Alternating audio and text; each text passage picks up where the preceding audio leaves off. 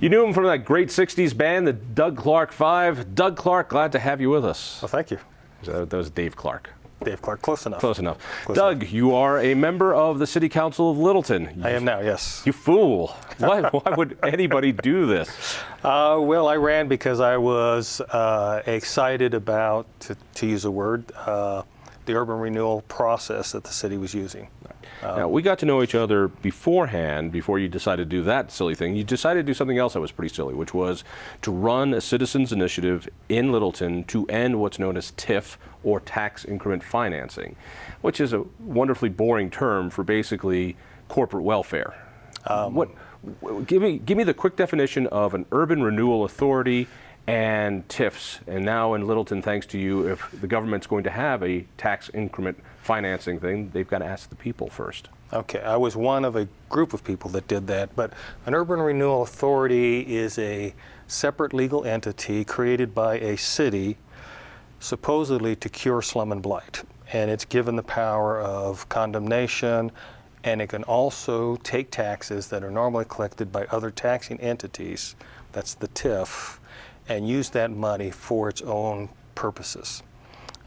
We ran a ballot initiative called 300, which required the City Council to have the citizens ratify any urban renewal plan or modification to a plan that pertain to condemnation, tax increments financing, revenue sharing, or cost sharing. There were a lot of developers who were not excited about this. Particularly, they're worried that this idea could catch on in other cities. Yes. That an urban renewal authority is a group that the city puts together. They're their own entity. And they can say, you know, this area is blighted. We're going to use condemnation. We're going to use economic development. We're going to use different tax plans to try to revitalize this, which basically means those developers that have an in can get a huge tax benefit, and the taxpayers can be on the hook. Yes, it's actually not a tax benefit to the developers. What they actually get is money, because the taxes are taxes that would normally be collected by other taxing entities like the schools, the county, in our case, Urban Drainage and Flood Control District, and South Suburban Parks and Rec. So the taxes that would normally be collected, a portion of the taxes that would normally be collected by those entities go to the Urban Renewal Authority, and then they use that traditionally to pay off bonds where they borrow money and then they give that money to the developer or build things that the developer is normally required to provide himself. Let me simplify this to my level that I can understand. Okay, sorry. We start an organization, we call it an urban renewal authority. Yes. Basically, they take what would have been tax money that would have gone to your schools and other districts, and they give it to developers, and often they will bond it so the developers get a whole bunch of money and everybody else gets debt. Yes. And sometimes these projects work, in which case everybody's happy because business comes in and sales tax comes in and everyone's happy. And sometimes, as in Littleton with the Riverfront project, that doesn't happen. Basically, you've now turned government, which used to do core functions like police and fire and drainage and sewage, now they're making governments into land speculators.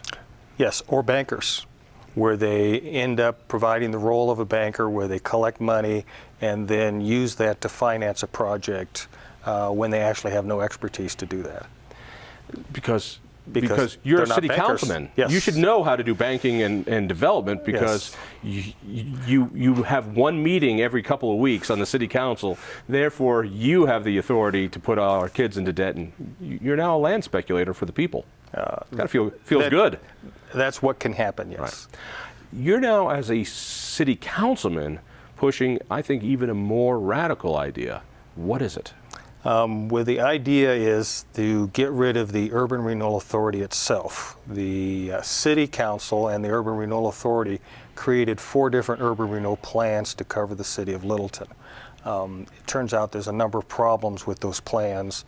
The simplest way to unwind all of that is to get rid of the Urban Renewal Authority itself and then repeal all the plans.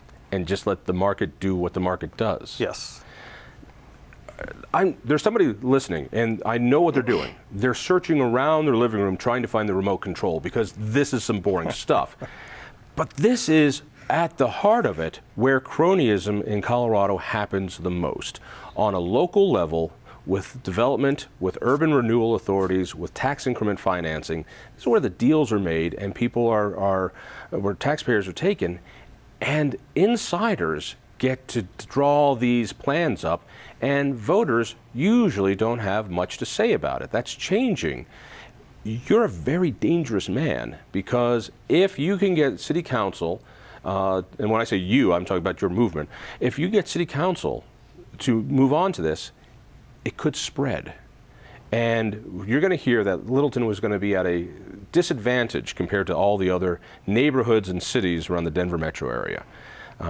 What's the argument against you? Well, we've heard that story before. The argument against 300, the argument for urban renewal is, without urban renewal, the city won't develop at all. The reality is that the city developed fine for 30 years without using urban renewal. Riverfront failed in 1985. 1989. And by the way, Riverfront was, let's see if I remember, because Okay. I grew up in Littleton. Yes. So let me try my memory. Okay. We didn't like the mobile home park, because heaven forbid we Yes. don't like those working people there. And the businesses around it. And the businesses around it.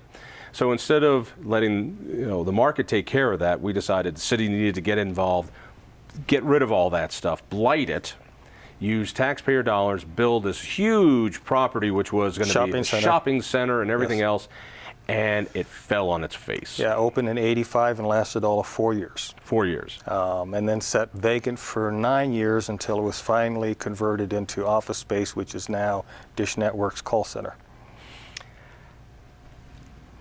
By the way, This is so maddening, because by the way, the your city job, lost is $10 not million in that process. $10 million. The city lost $10 million. The bondholders lost millions more on their own. And the developer that developed the shopping center lost $25 million on the project. All I care about is the taxpayer part. Yes. I understand there's risk in development. Yes. But by living in Littleton, taxpayers are out $10 million. Roughly. Yes. Roughly. Yeah. Growing up in Littleton, I know Littleton doesn't have a problem growing. It keeps changing and growing all the time. The arrogance, and I do mean arrogance, that a city manager knows how to develop a city with developers on one side, bankers on the other. Is it because city managers, city staff, and even city council members get tired of dealing with the core work of a government?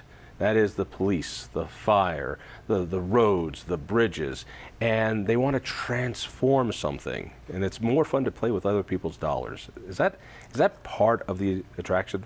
That may be part of the attraction. I think what happens is they want to see something change, and they don't want to wait for the market to take care of that, and so they come in and they try to manipulate the market by doing urban renewal. What are the chances that you'll be able to, that the council will vote to end the Urban Renewal Authority in Littleton? Actually, at this point in time, it looks pretty good. We have a study session that got thrown up for people to once again hash over what the benefits and deficits are of urban renewal, and then it should come back up for the first vote in first part of June. If you're explaining this to a new person who moved into Littleton, who hasn't seen the buffoonery of the Riverfront project or the gambling with our kids' debt for developers' sake, how do you explain this to them in a way that makes sense? When I was going door to door, the easiest way to illustrate the problem with urban renewal was to describe the brand new King Soopers that was being redone at the corner of Littleton and Broadway. I know that one. They had torn down that King Soopers and were building a new King Soopers, and the Urban Renewal Authority and the City Council came in and declared that King Soopers and the shopping center as slum and blight. And they did that a month before the grand opening of the brand new King Soopers. Whoa, what? Yes. Help me understand this. Well, they did that for the Breckenridge Brewery, which was currently under construction at that time along Santa Fe. They had a McDonald's that had been completely scraped to the ground in 2011 and rebuilt from the ground up, including curb, gutter, sidewalks on every part where it fronted on the street. And so they declared that as slum and blight. And this is this is a saber that they get to use because slum and blight is in the eyes of the city council, and they get to say, yes, I don't like this, and then they use that power to take that property and give it to somebody else. What happened to the property of King Soopers? Well, King Soopers keeps it, but what happens is they can now collect all the taxes, all the new taxes that are being generated by King Soopers after it opened, being redone. So taxes that would normally go to the school district, the county, the Parks and Rec, and the Urban Drainage and Flood Control now gets diverted to the Urban Renewal Authority. Perhaps the more exciting blighting, though, is the 100 or so acres of vacant property down on the west side of Santa Fe, south of Mineral, called the Enzer property. They declared that as slum and blight. It's vacant property. It's agricultural vacant property. How can an agricultural property be blight or slums? Well, they said it was blight because it didn't have streets and roads and curb and gutter in it. Then all of Colorado is slum and blight. Using that logic, yes. And most of Rocky Mountain National Park is slum and blight. Using that logic, yes.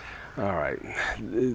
This is insanely insidious. Yes. And Littleton might be on the forefront of helping show Coloradans how to get out of it. People want to get more information. Where's a good place to go? We've only got about 20 seconds.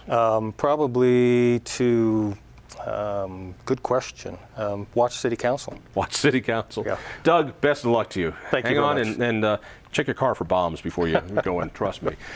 Listen for me on KHOW Radio. Check out the Independence Institute. That's independenceinstitute.org. Tell a friend. We'll see you next week.